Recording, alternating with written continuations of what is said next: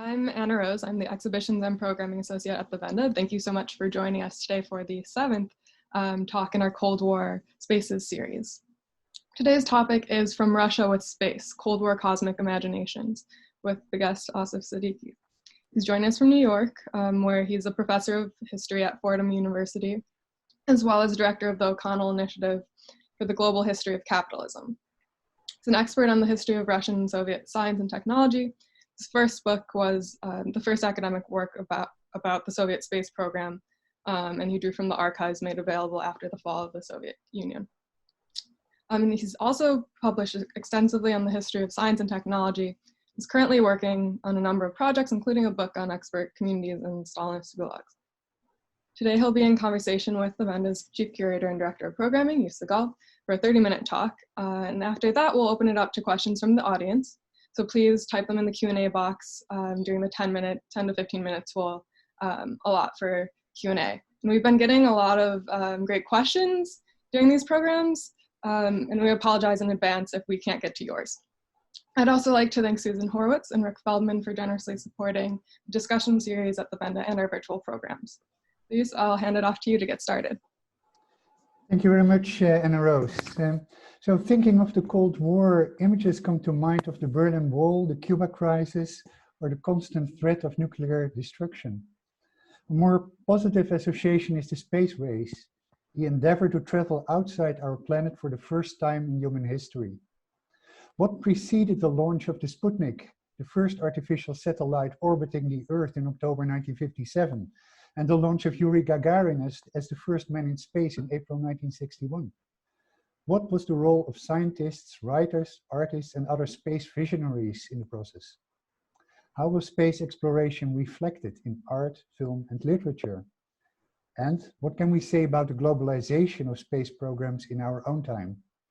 I'm very happy to welcome my special guest today, Asif Siddiqi, to discuss these points. Asif, welcome to Cold War Spaces. And let me start with a very broad opening question. The launch of Sputnik in 1957, of course, was a pivotal moment in the space race.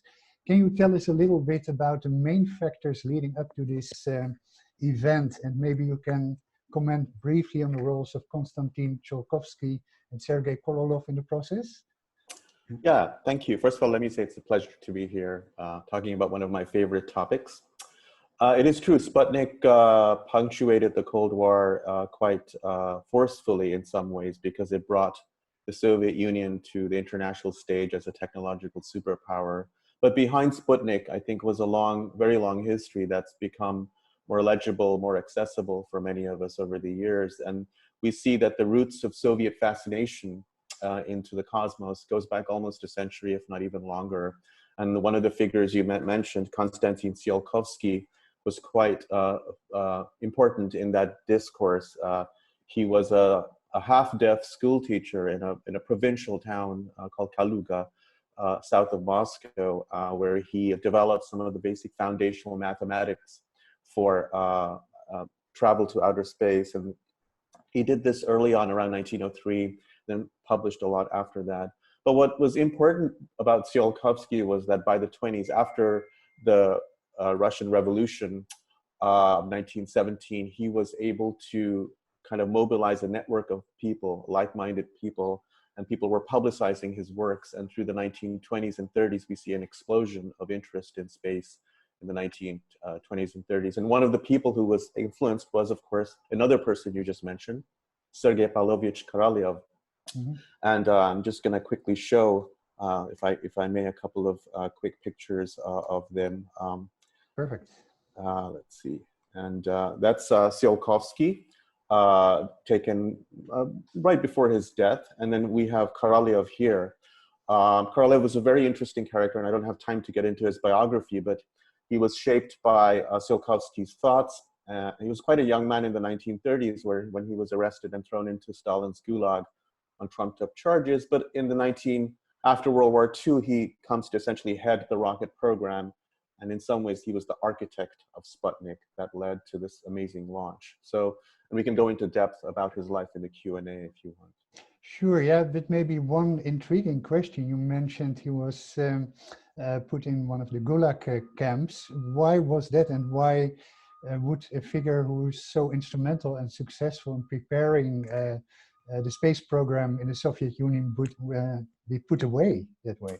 Yeah, that's an excellent question. I mean, this is part of one of the dark chapters of Soviet history in the late 1930s, the Great Purges, which engulfed Soviet society with hundreds of thousands of people arrested. And he was one of them. A lot of technical specialists and engineers and scientists were arrested on false charges of essentially being against the Soviet state.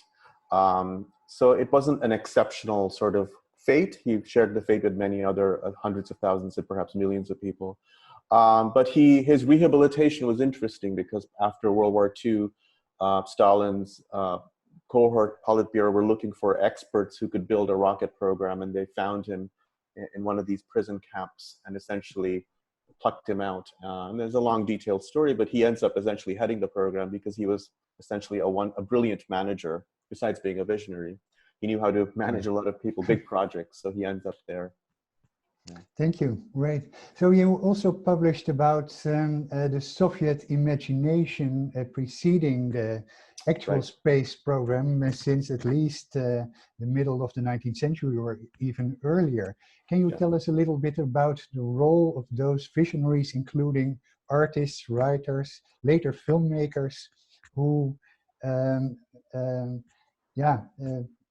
put together this enthusiasm for space travel? Yeah, absolutely. I think one of the really interesting and wonderful aspects of this history is the way in which popular imaginations about the cosmos sort of were sometimes inseparable from the scientific prognostications. And especially in the 1920s, right after the October Revolution of 1917, you see an explosion of interest in space, partly generated by Cielkowski's ideas.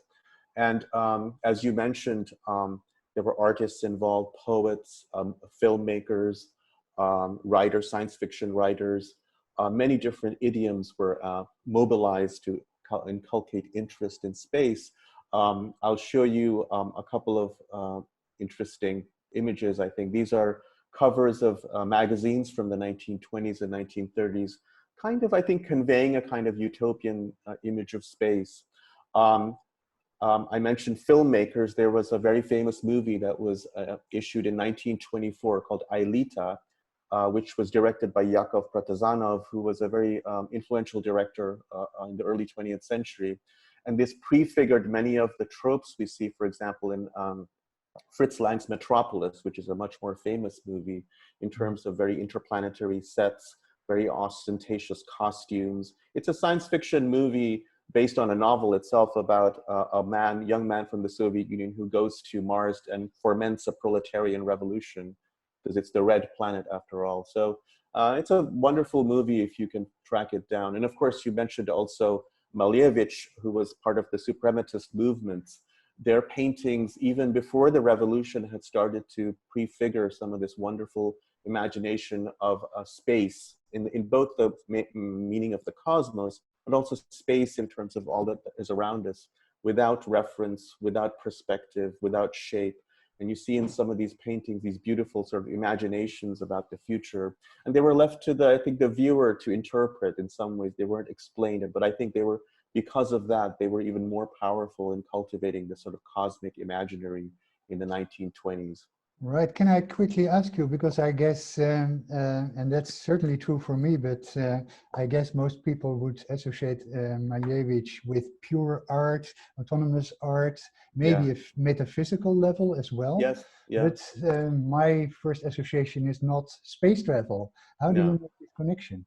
Well, I think that's part of, if you look at the language that suprematists were using, there's kind of the building blocks of thinking about space. I don't think they were self-consciously arguing that we must go to space. It's read in between the lines. And their networks also, I think, overlap with some of the networks of Cielkowski, for example. Malevich's pupils and students were, for example, in networks similar to Cielkowski. And so they read his works. But it wasn't explicitly stated that this is about space. I think it's more left to the imagination. And I think that's what the beauty of it is. Right. And of course, Marievich started his suprematist works actually in the years before the Russian Yes. Revolution. Yeah. So that leads me to the question, in how far was the Bolshevik Revolution actually a turning point or a Yeah. pivotal moment in the Yeah. interest in space exploration? Yeah, that's also a very good question. I don't think we should say that it was because of 1917 that this thing happened. As I mentioned, there's a vast interest already prior to the revolution, suprematists, of course, but many other Russian science fiction really began to flower in the late 19th century already, emulating authors like Jules Verne and Flammarion and people like that. And H.G. Wells. So I think they were already beginning to grapple with cosmic themes. What the revolution did was essentially, because the revolution welcomed all sorts of millenarian, sort of transformative visions of the world, the space was also welcomed as one possible vision of the future. And I think that was what was interesting. So it essentially gave it an extra charge, which we see in the 1920s very much. Yeah. Right. And then, as you mentioned, in the 1920s, there was a kind of creative explosion related to space topics. But then what happened when Stalin came to power and all cultural expression and artistic expression was very fiercely controlled?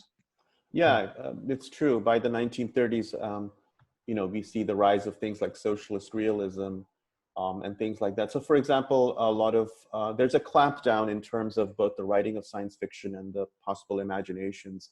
To give one example, people were encouraged not to dream about space, but to think about airplanes and perhaps flying in the sky, which was very real and material to Soviet development, aviation. So these kinds of original ideas were transformed and channeled into different, more practical visions.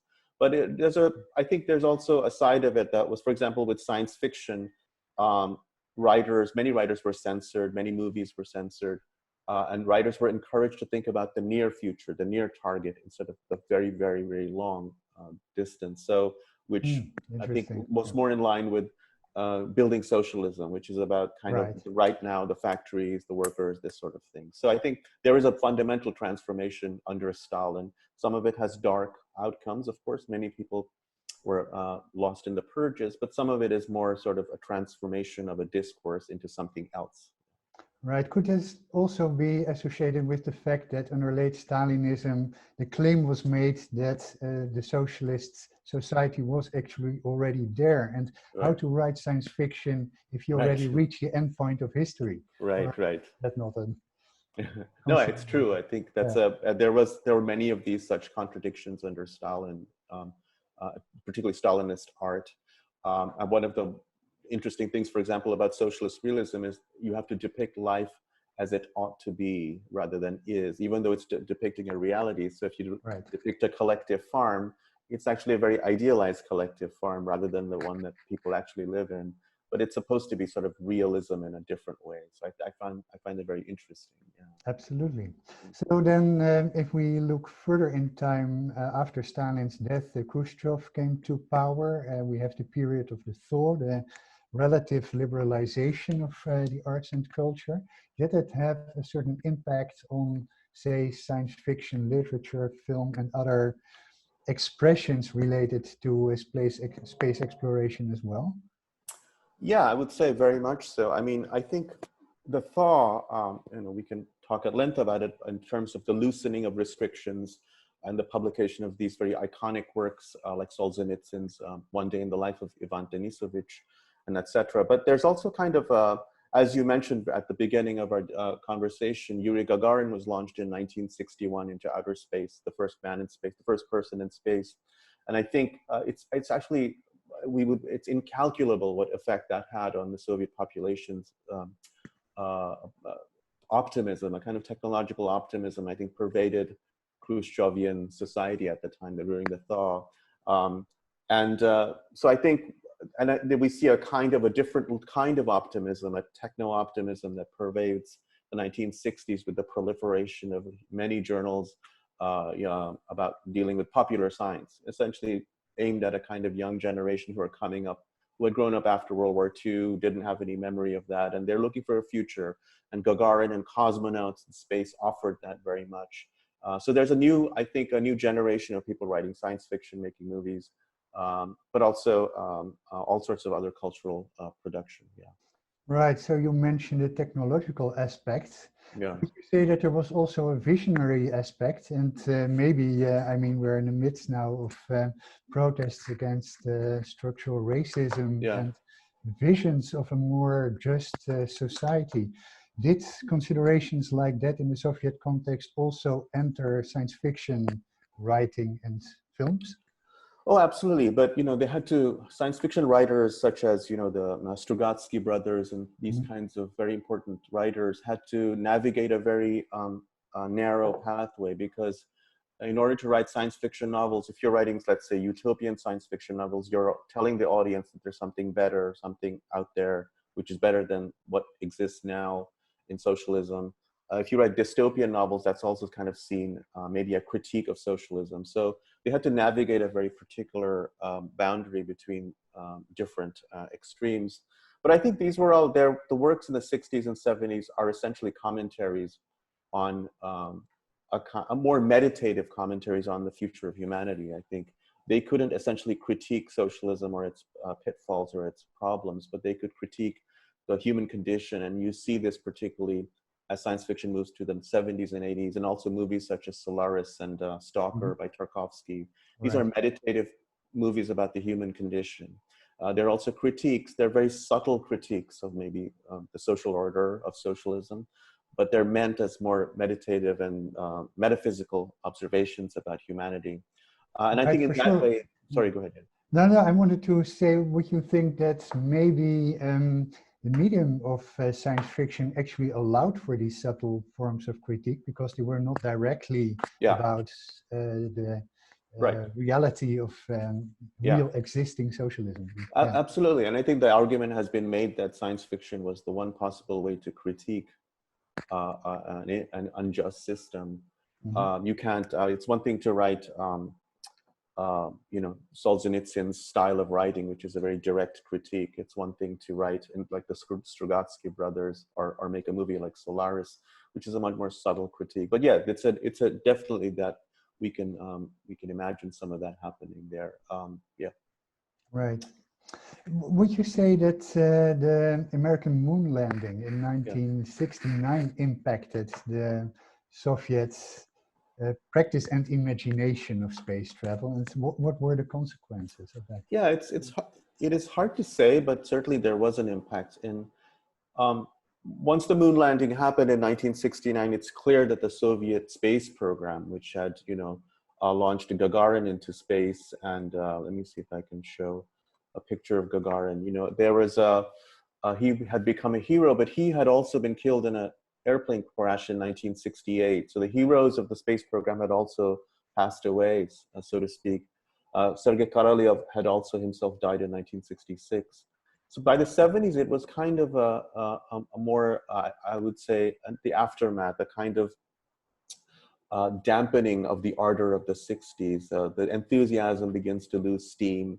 And of course, this is the period of a late Soviet period, Brezhnev stagnation and so forth. So that also ties in with, I think, a slight level of disillusionment. It's not that the Soviet space program is not very active in the 70s and the 80s, but it's not quite as exciting as the 60s. And so by and large, I think that's also reflected in the way people begin to talk about space, which is in a very different way. Yeah. Right. How would you explain that it was so much less successful since the mid-1960s? Yeah, I mean, it's successful partly, and there's both, I think, in its technological forms, but also in its cultural forms. In terms of technology, the Soviet space program was like an engine firing in the 60s and blazing a path to space. But for a number of reasons, including the death of Korolev, but also a number of projects that were mismanaged in the 1960s, the project had to really be much more conservative about what they could do. America went to the moon, and the Soviet Union decided we can do modest little space stations around the Earth, like the Mir space station. So it became the goal became a bit more modest, and so that was not quite as exciting, I think, to people. So the cultural arena also reflected that, and there were lots of jokes and things about the space program by then. cynical jokes rather than the ones that were more enthusiastic and earnest in the 60s, which was yes. So by the 70s and 80s, there's a kind of cynicism and kind of exhaustion with all that. Could you maybe give an example what kind of cynical jokes were around? I'm sorry, I missed what you said. Yeah, could you maybe give an example of one of such cynical jokes? Oh, yeah. Yeah. Well, the one that I remember back in the late 70s, you know, the Soviets began to fly friendly cosmonauts into space from Eastern European countries like East Germany and Poland and Czechoslovakia, just to create the brotherhood of socialism. And one joke was, why did the East German cosmonaut come back with his hands red? And the joke was that because when in space, the Soviet commander slapped his hands but told him not to touch anything when you're, you know, in space. So I think sort of, again, people saw through these propaganda missions as kind of just simply stupid. And I think those kinds of jokes were proliferating, I think, in the 70s and 80s very much. Right. So around 2 weeks ago, we saw the launch of the SpaceX rocket, the first manned rocket since, I think, 9 years or so. And this was a private enterprise organized by Elon Musk. But at the same time, there are space programs being developed all over the world, including China, India. I know you have done research into the Indian space program as well. Could you tell us a little bit about this process of globalization of space exploration and where we are at this moment worldwide? Yeah, I think it's clear that the United States and Russia are not the only players and haven't been for a while. Europe has a very prominent place in space, the French and the Germans especially, but China and Japan and India have very robust space programs, and they operate lots of things in space. But the one that's most interesting, I think, well, China is a massive space program. They launch an enormous amount of things into space. They're now trying to build a permanent space station in Earth orbit.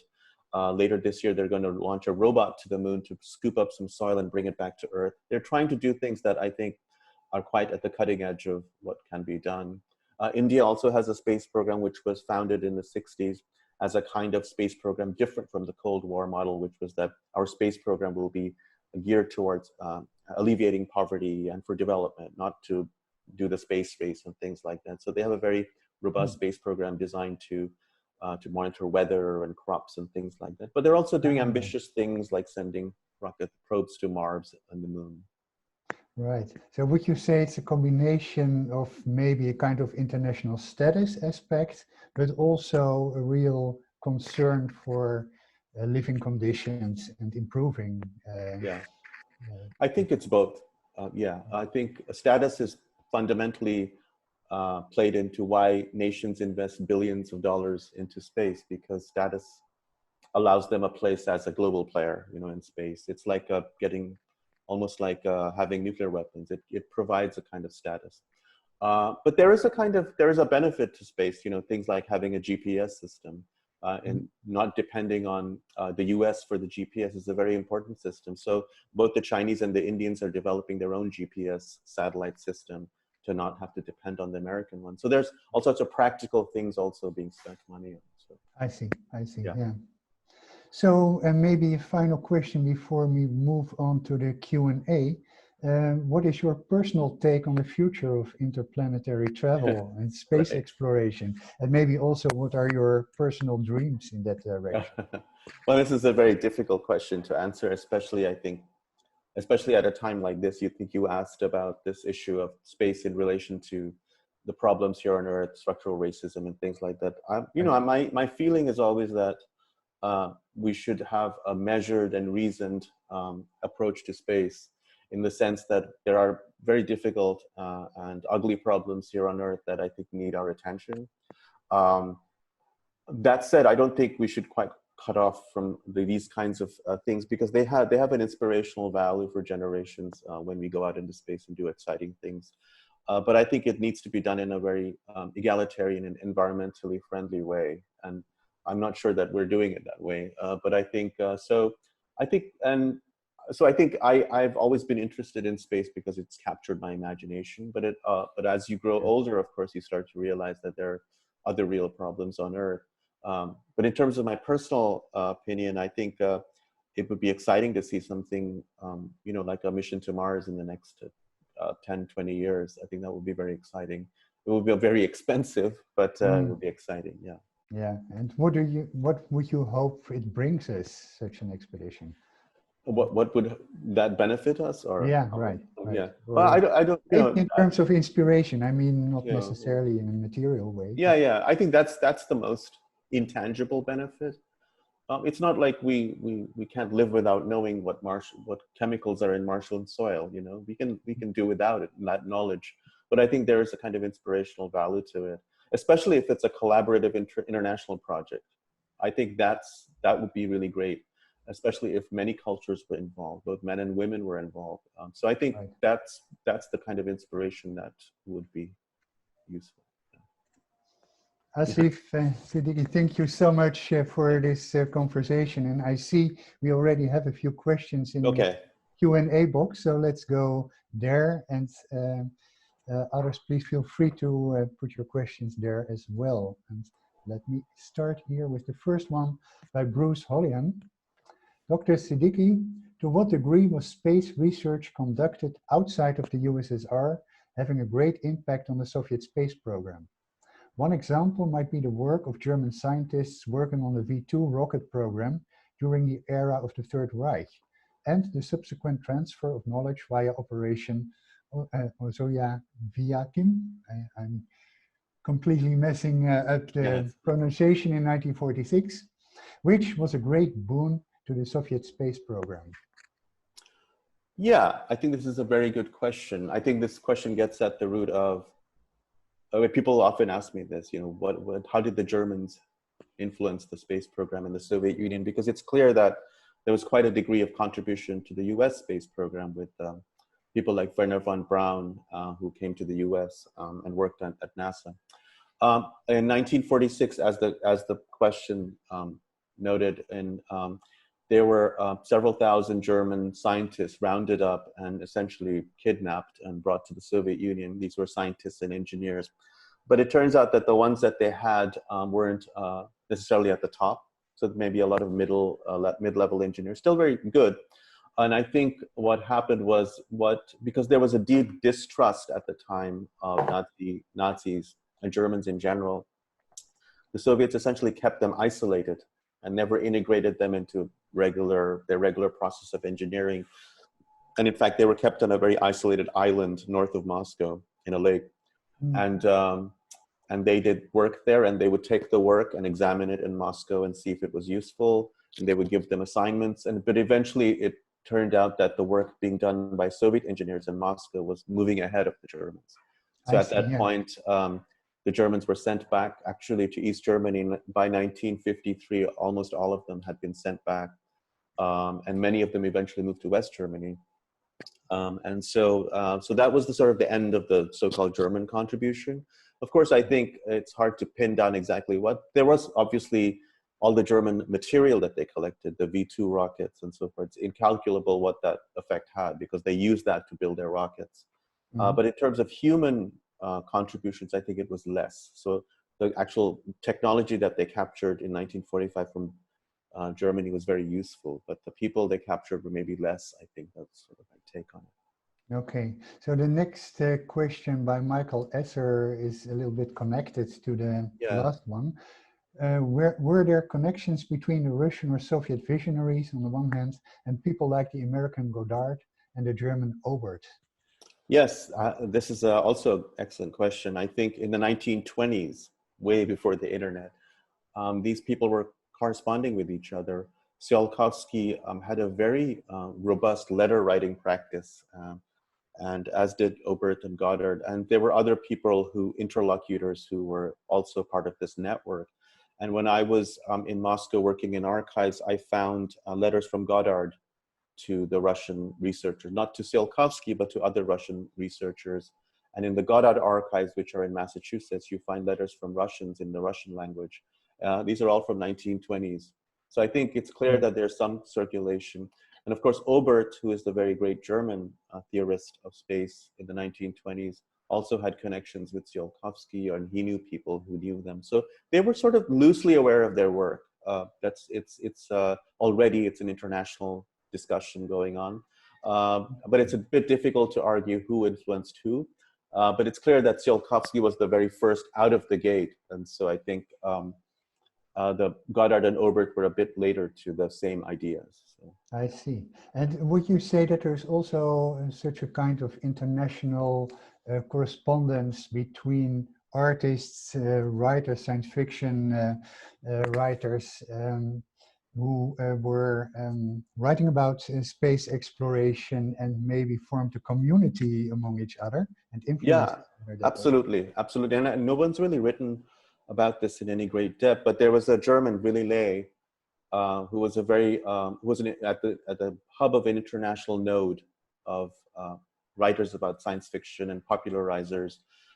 There was another gentleman in St. Petersburg, I guess at the time, Leningrad, in Yakov Perelman, who was at another international node. So these guys all communicated in the 20s and the 30s. They shared information, they shared.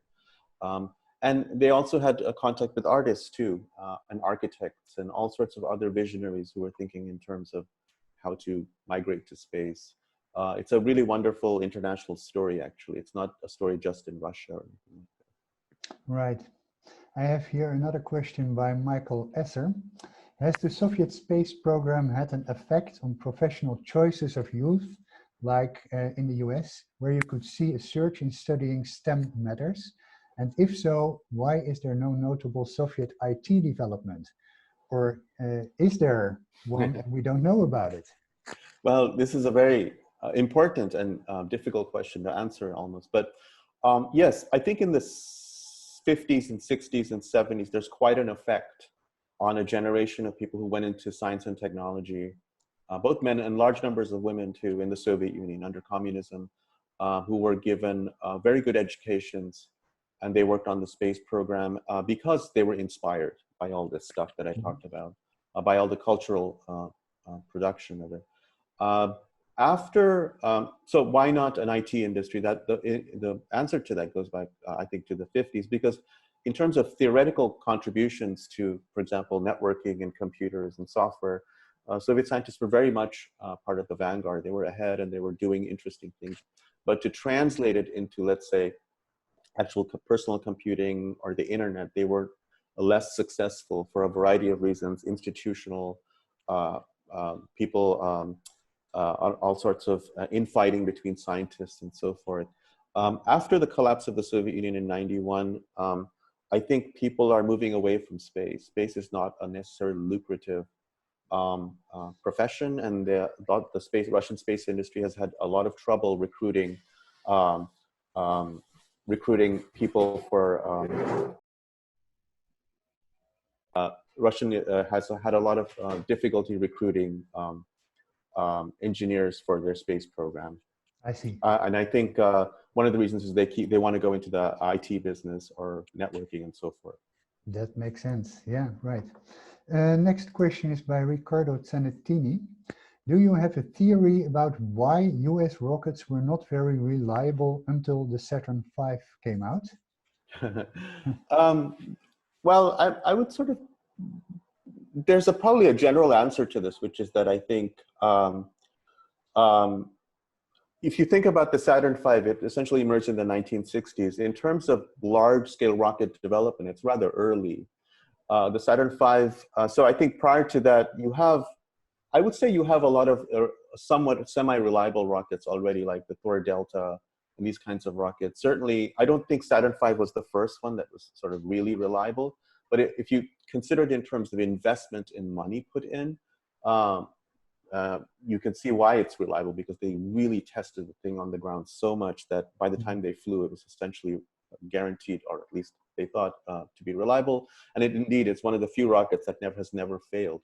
But I think rocket engines and rocket development and rocket design has become much, much more reliable these days. If you look at SpaceX's different rockets, they're really fantastically reliable. And the engines they use are very high performance. because it has taken 50, 60 years to really narrow down the best kinds of design, best things you can do with rockets efficiently. Right, right. Thank you. Then we have a question by Bruce Hollihan.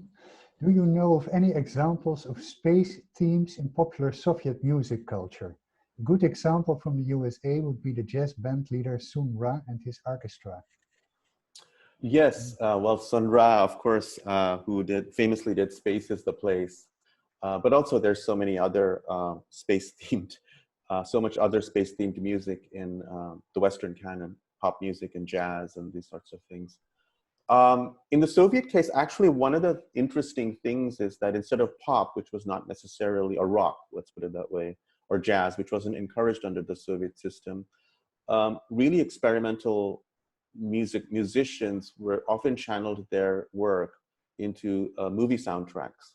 So if you look at some of the movie soundtracks from the 70s, including things like Solaris and Stalker, but also many sort of B-grade Soviet science fiction movies, the soundtracks are highly experimental and about kind of evoke a kind of cosmic consciousness. So I would suggest the questioner to really dig deeper into some of the Soviet science fiction movies, even the really bad ones, because the soundtracks are really thrilling and interesting, almost a little bit like Sun Ra, but on electronically processed. Yeah. Oh, fantastic. Yeah, thank you. Then another question by Michael Ussr. Do you know about Soviet attempts to infiltrate the US space program, NASA, before, during, or after the Apollo program and the moon landing? And maybe also the other way around, by the way. Do you know of any attempts of Americans infiltrating in the Soviet space program? Yeah, you know, I mean, there's been a lot of interesting research on this over the years. My feeling is that as the technical means to spy on each country became more and more advanced, they moved away from human intelligence to satellites. And so both countries really depended a lot on spy satellites to essentially spy on each other. And by the 1970s, they both had very robust spying systems. Mm-hmm. And so the culture of these intelligence agencies moved away from the James Bond model, which was a kind of, you know, sort of spying model. But that said, I wouldn't, there have been sporadic reports of, I know, US intelligence having people on the ground at Baikonur, which was their launch site, but it's never been confirmed. In terms of the other side, Soviet spies in the US, one of the things it's important to understand is so much of what NASA did was in the open, because it's a government agency, everything they do is public. So you can actually get detailed NASA manuals, you can just buy them, or you could in the 60s and 70s. And my experience by working in Russian archives is they would make these long lists. We need this manual, that manual, this manual from, you know, all sorts of electronics companies, and they would just have people buy them here and then ship them to the Soviet Union. So that was the way, essentially, more than the sort of cloak and dagger way. It was very openly done. So, I see. Yeah. Well, actually, as you know, 3 weeks ago, we had Xenia Vitoleva, yes. and spoke about shadow spaces and closed cities. Yes. Where, among other things, space technology was developed under strict secrecy. Yeah. So apparently, the Soviet Union was very concerned not to share certain technologies or certain parts. Yeah, absolutely. I think there was an incredible level of secrecy around the Soviet space program in the 1960s. You could not enter a facility, you couldn't take pictures, you couldn't do anything. And in fact, one of the things, if I have, let me try to show this thing. Even so many of the people who worked in the Soviet space program were secret. This is a picture of the first first group of cosmonauts who, and in the middle, the gentleman sitting is Sergei Kololev, the chief designer. This photograph was released in the 60s, but later we found out that actually this photo is this. So, so you have this or this, and I think there is a missing man here who was essentially whitewashed out of the program, a cosmonaut who never flew. And so these kinds of things were essentially erased from the narrative in the 60s. So this is just an example of a kind of very sort of the cult of secrecy that surrounded the space program. And of course, in Xenia's lecture, she talked about the closed cities, which were also very highly guarded, and many of them built satellites and rockets and these kinds of things. Yeah. Right. Okay, thank you. Next question is by Esther Elliott. How much did the Russian Venera Venus missions influence the US space program? Yeah, this is also a good question. For those historians who look back on the space race, we find that um, the Soviets spent a lot of resources studying the planet Venus with a mission program called Venera. And in fact, the first pictures, and the only pictures we have of the surface of Venus, are from Soviet probes. They're beautiful pictures if you want to look them up online. But in the United States at the same time was largely focusing on Mars or other outer planets. So in fact, there was a kind of, it's almost like an implicit agreement. The Soviets would study Venus, the US would study Mars and other planets. But I think in terms of an influence, for sure, I think all the data gathered by Venera shaped some of the NASA missions, for example, Magellan and these kinds of things that eventually went out to Venus. So I think you can say not maybe a direct influence, but I think that data was available when scientists were NASA scientists were projecting their own missions. Okay, thank you. And then maybe the last question today, Michael Ussr. Why was the Soviet Union so less capable of creating an iconography and a myth around their space program than the US? Didn't they see the incredible potential for promoting their cause, or were there other reasons for it? Well, I think maybe I would disagree a little bit. I think they did create a very powerful iconography around their space program, a very powerful myth, and it was a very enduring and powerful myth that was very powerful in the 60s. I'll show this just one slide, if I may.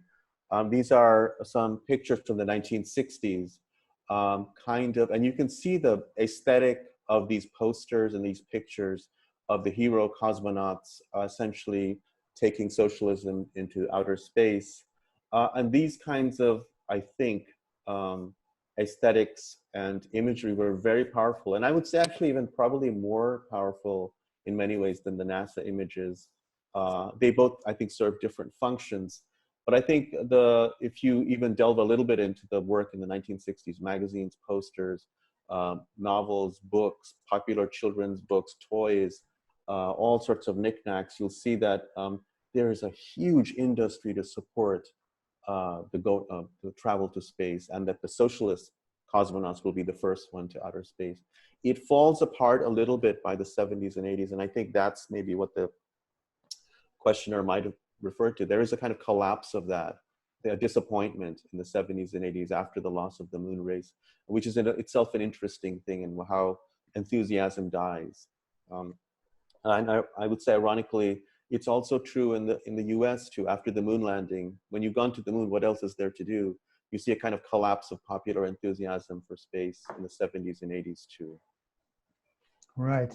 Asif, thank you so much for this very lively and so informative presentation and conversation. No, it was thank a you. true pleasure to have you. Yeah, it's a pleasure to be here. I really enjoyed it. Thank you.